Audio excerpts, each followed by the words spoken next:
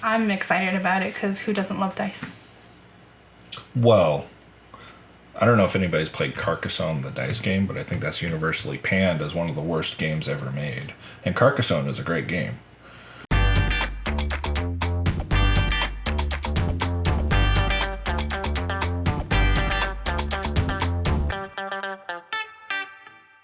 So today we're doing our top 10 list of language-independent games. The reason we're doing this list, other than the fact that we don't know of one that exists already, I feel like we have a particular insight as far as experience with language independence games, because my mother, English is her second language, and My mom doesn't speak very much English either. but we play both board games with both of them. Just over the years, we've gotten used to evaluating games on how easy we can teach them. Mm-hmm.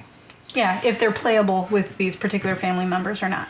I think with my mother at least, John is usually the rule reader in our house. He explains the game, and he can't explain it to my mother. Well, not with just her mother. I mean, like, no, to everyone. Everybody. But he can't explain it to my mother. So I have to explain it. So that's a secondary challenge there is, am I going to be able to explain this game to my mother without completely losing it? Right. Because Wendy is actually a very patient person. Except for with my mom. Except for with her mom. So, I love her. yeah, I really do. And she's also not very good at explaining rules in a manner in which you can understand, where you can just walk away from the explanation saying, yes, I know how to play that game now.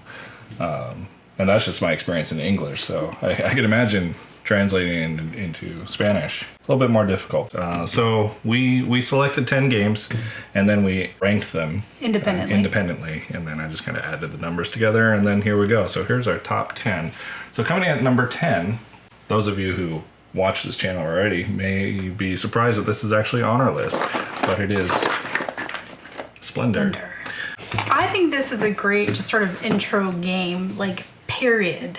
But the nice thing is it's got very simple mechanics, and so it's very easy to explain and say, okay, these are the few things you can do, this is what your goal is, go. And those of you who are new to our channel, if you're new to our channel, you should subscribe. But those who are new to our channel, we prefer Century Spice Road over Splendor, and that's a pretty common line in the sand for a lot of people. You know, it's either Century or it's Splendor. For us, it's Century. But we keep Splendor around because we enjoy playing this with the kids, for one, because it's a much simpler rule set than Century is. Which is why it's great, because like I said, it's easy to explain, it's easy to play. I mean, my mom likes board games, but she's not a gamer, you know? So I think this is good for everyone. So Splendor comes in at number 10 on our language independent games. Coming in at number 9 on our list is Istanbul, but Istanbul, the dice game in particular. I don't know.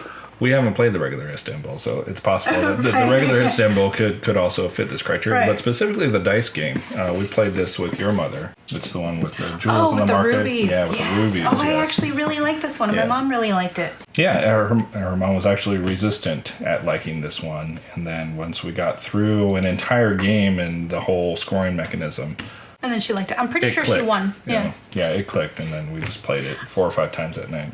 So. Yeah, we played this a lot. This is a really good game. Like, period. Not just because there's no reading involved, but it's a really good game. Yeah, I think basically any dice game is good for something like that. Obviously, some dice game are better than others, but this one is a good one. Now, why did you rank this as number 10 then? Because I obviously didn't remember what it was. You thought it was Alhambra. Yeah, I didn't remember what it was. Yeah, okay. This is why it's so low on our list. Number 8 is Llamas. Now, this is a kid's card game, okay? But we received this as a gift from a Christmas friend gift. And colleague. From a colleague of Wendy's. We thought, well, this is nice. We'll play this with the kids. And we did. Yeah, and we did. And then we took it over to family's house and played that. Yeah, this is a very simple game. I mean, it's numbers 1 through 6 and the llama. I can explain. The rules are very simple. Right. You know, whatever's on the discard pile, you can either play the same number or a +1 to that. So if it's a 1, you can play a 1 or you can play a 2. And the llama gets played on the 6, and the only place you can play a 1 is on the llama. The goal is to go out, to empty your hand To have the lowest score. Lowest score wins. And The thing that makes this interesting, though, because that all sounded really boring, I'm sure. The thing that sounds interesting, though, is if you get rid of your hand, you can get rid of a token. And so you get tokens based on the cards that you get stuck with. And they come in 1 and 10.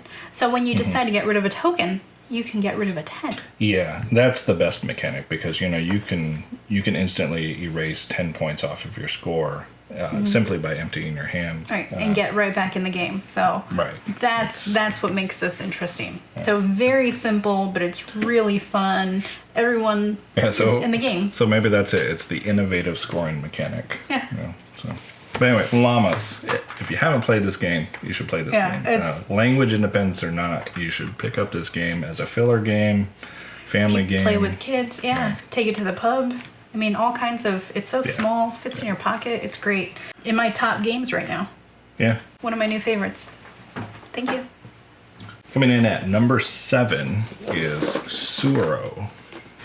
It's funny that those two were ranked together because this was our gateway game for my friend. Right. The colleague who gifted us Llama a few years ago, they didn't play board games, and they came over to our house, and we strong-armed them into playing Soro. And being the gracious guests that they were, they obliged and they played. And apparently it sparked something, and so now they play a lot of board games. But anyway, Soro is the game of the path. You simply play a tile in front of you, and you follow it.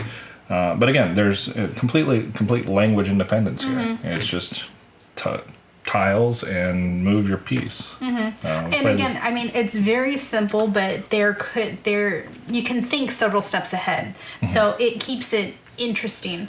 It's really fun, though. I mean, it could be a long game. It could be a short game. You can go after your opponents. You can just sort of play your own hide game. in a corner. Yeah. Hide in a corner is a very good strategy on Soro. Any of the iterations of this would work, but being this is the original and the most simple of the three, I'd recommend this as far as language independence. Coming at number 6 is Tokaido, which is right there behind me. And it is a massive box that I'm not going to bring it down. But Tokaido it's about having a journey. A good journey. The best journey that you can. And you have like 4 rest stops in between. It's something we play with the kids all the time. That was one game that I just never could win. And it's a really beautiful game. We have the collector's edition. And so we have all the little minifigures. It's really pretty. I think the most difficult thing to grasp about that game is who goes first. Because it's always whoever's in the back goes first. You're kind of leapfrogging. Right. But I mean, if you've played golf, whoever's furthest away from the hole hits next. Yeah. So, yeah. But again, lots of things to do. I mean, it seems like you have lots of things to do, but really it's just where are you going to stop? So there's really not much to it. Right, and there's nothing to read. There's a lot of avenues to win as well. So I mean, you can choose companions and have that be how you win. You can go for the panoramas, or you can just kind of do what our youngest does and just whatever she feels like doing that turn, and she still wins. And she still wins. Yeah, she's taught me a thing or two about that game. Coming in at number 5 is Roll For It. Now, if you've watched our top 10 games to take on vacation, this is on there too. Our vacation games are family games, and so we kind of gravitate towards language independent games anyway, or easy to teach games, and Roll For It is one of our go-to filler games. Yeah, so again, I mean, I think that's one of the things. Basically, when you're playing with your parents, you're just spending time drinking coffee or maybe having a glass of wine or something, and so this is good. It gives you something to do while you're just hanging out. Right. Or introducing new players to board games. So coming in at number 4 is Reef, which is behind you. Oh, there. Yes. But yeah, so it's a really simple game. You have tiles. They can be stacked up, and your corals. Corals. They're corals. It's a reef. They're really cute. Yeah. I mean, they're fun to just play with. But anyway, so what you're trying to do is you draw cards, and you're trying to make the pattern on the card to get a different number of points. And I think this was one that my mother initially struggled with. Maybe I didn't do a very good job explaining it. I'm not sure. But it took her a bit to grasp it. And then when she did, she was like, oh, okay. I got this. And she completely wiped the floor with us. Multiple times. All night long. Yep. Which, I mean, that's good. Yes. Yeah. Because that's the goal, is to play games as long as possible. So my number 1 language independent game was Reef, but you ranked it low, so it came in at number 4. Number 3 is Bonanza. Again, if you watched our vacation video, Bonanza is also on that list. If you haven't watched that, you should go watch that after this one, and you should subscribe. But yes, Bonanza is there's no reading. There's no reading on the well, I mean, there are names on the card like soybeans and black beans, but it's all picture. It's all picture based. Yeah. But see, what I love about this, because I ranked this one number 1. This was my number 1. What I love about this is, even though I feel like there's so much more interaction here, because there is an element of like trading and bartering and whatnot. So even there's more communication. There's more going on there. Yeah, it's not multiplayer solitaire. There's stuff going on. It kind of forces interaction between people. Right. And one of my favorite things is when my mother heckles John, or vice versa, because they kind of, there's more banter going on there when we play this game, and that makes it fun. Yeah, but language independence or not, Bonanza is an outstanding game. You're a bean farmer. It sounds weird, but I mean, there's a lot of games that sound weird. That are fun. Well, and Llamas. Right. Yeah. And it's a really cute game. All the cards have these really cute, like, little pictures on them, and the different beans it's cute. It's a fun game. It's kind of silly, but I mean, yeah. Coming in at number 2 is Lanterns. There is an app for this, and it's an outstanding app as well. But Lanterns is an outstanding game based on Lantern, the Harvest Festival. It's a pretty straightforward game. At the beginning of your turn, you can see if you can make an offering. You have different collections that you can do. And set collection. Yeah, and so once you do that, then you can make an offering. Otherwise, it's sort of a tile laying game. But again, this is a good one because it's very interactive. Like, so if I play a tile, everyone benefits from that. Right. So it's not like you can just sort of zone out when it's not your turn. Yeah. You kind of got to be paying attention. There's a lot of interaction in this game. Yeah, something's happening. Something's changing for you on everybody's turn. So it's not just, is it my turn? Things are happening. Right. And I personally, I really love games like that, which I think is why I like co-op games. Because I like, I like having my own little strategy, but I like, everyone's interacting, everyone's talking, things are happening. I need to know what you're doing. And this is a very simplified way to do that. We actually just picked up the dice version of this. John laughed at me because he was like, well, how much more simple can you get? We haven't actually played it yet, but I'm excited about it because who doesn't love dice? Well, I don't know if anybody's played Carcassonne, the dice game, but I think that's universally panned as one of the worst games ever made. And Carcassonne is a great game. Anyway, coming in at number 1, you saw the list, you ranked it. So what was our number 1? Behind me? Azul. Yeah, that's right. It is Azul. So I really like this game.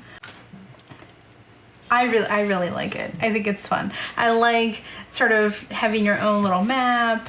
It's not a map, it's a tile set. Well, your own little tile set. But I think what I like is the drawing aspect, again, because that's the interactive part where you're like, okay, well, I need this, but he also needs that. So if I do this, it'll help me, but it'll mess him up also. So again, it's not, I don't really love the whole sort of gotcha kind of thing in most games. Yeah, but the drafting part, the drafting of your tiles is really the only part of the game that I find interesting.